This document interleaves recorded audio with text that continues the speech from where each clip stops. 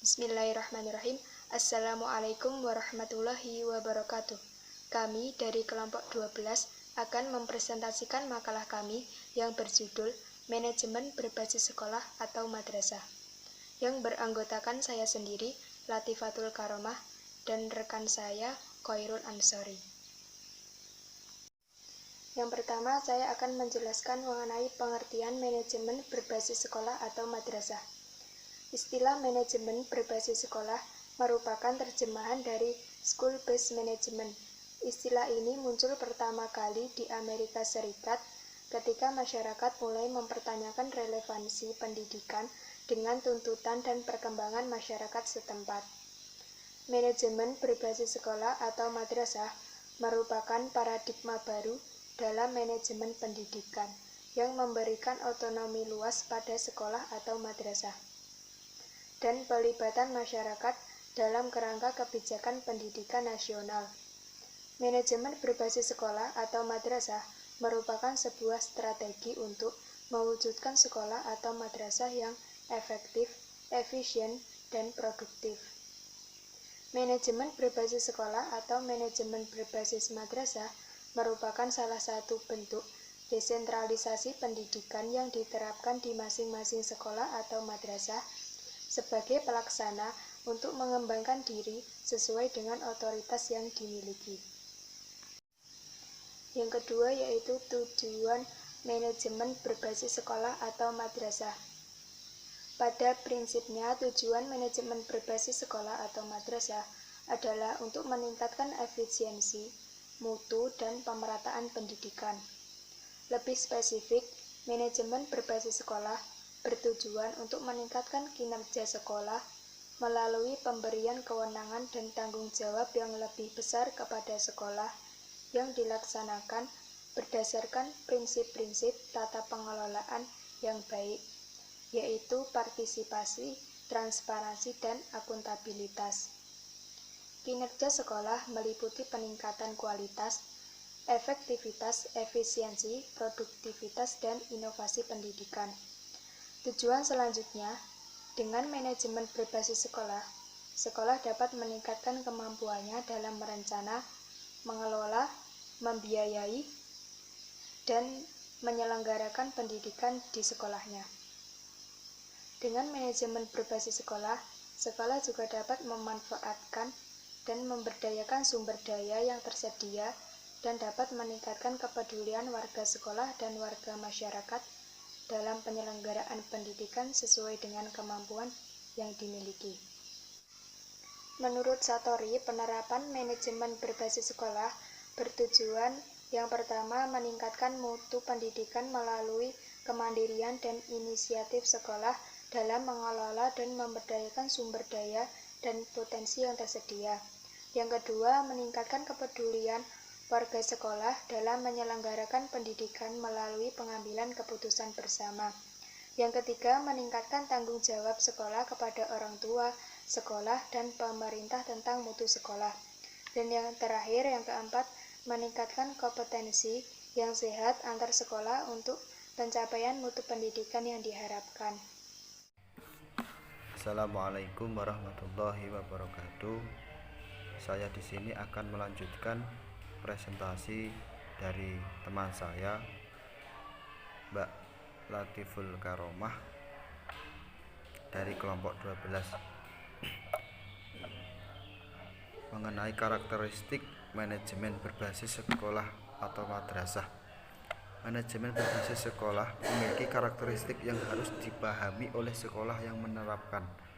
Karakteristik manajemen berbasis sekolah didasarkan atas input, proses, dan output. 1. Input pendidikan. Input adalah suatu yang harus tersedia untuk berlangsungnya proses. Input juga disebut suatu yang berpengaruh terhadap proses. Input merupakan prasyarat proses. Input terbagi menjadi 4, yaitu input sumber daya manusia, input sumber daya, input manajemen, dan input harapan. Input sumber daya manusia meliputi kepala sekolah, guru, pengawas, staf TU, dan siswa. Input sumber daya lainnya meliputi peralatan, perlengkapan, uang atau bahan. Input perangkat manajemen meliputi struktur organisasi, peraturan perundang-undangan,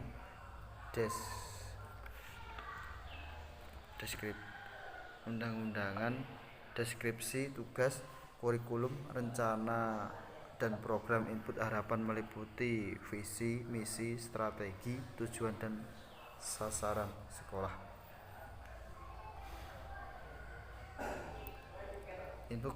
Input pendidikan meliputi siswa sebagai masukan utama. 2. Meliputi kebijakan. 3. Tujuan dan sasaran mutu yang jelas. Yang keempat, sumber daya tersedia dan siap. 6. Staf yang berkompeten dan berdedikasi tinggi. 6. Memiliki harapan prestasi yang tinggi. 7. Fokus pada pelanggaran atau khususnya siswa. Yang ke-8, manajemen tugas jelas, rencana rinci dan sistematis, program kerja, aturan jelas dan pengadilan mutu yang jelas. 2. Proses pendidikan. Proses ialah berubahnya suatu input menjadi suatu yang lain. Output sekolah yang efektif memiliki. 4. Pengelolaan tenaga kependidikan yang efektif. 5. Memiliki budaya mutu. 6. Memiliki tim work yang kompak dan cerdas dan dinamis. Yang ketiga, output pendidikan. Output pendidikan adalah kinerja atau prestasi sekolah. Kinerja sekolah dihasilkan dari proses pendidikan. Output pendidikan dinyatakan tinggi jika prestasi sekolah tinggi dalam HAM berikut. Presentasi akademik siswa berupa nilai ulangan, nilai ujian, seleksi penerimaan mahasiswa baru, lomba karya ilmiah remaja. Yang kedua, presentasi non-akademik siswa seperti iman dan takwa, kejujuran, kerjasama, rasa kasih sayang, keingintahuan, solidaritas, toleransi, kedisiplinan, kerajinan, prestasi olahraga. Yang ketiga, prestasi lainnya seperti kinerja sekolah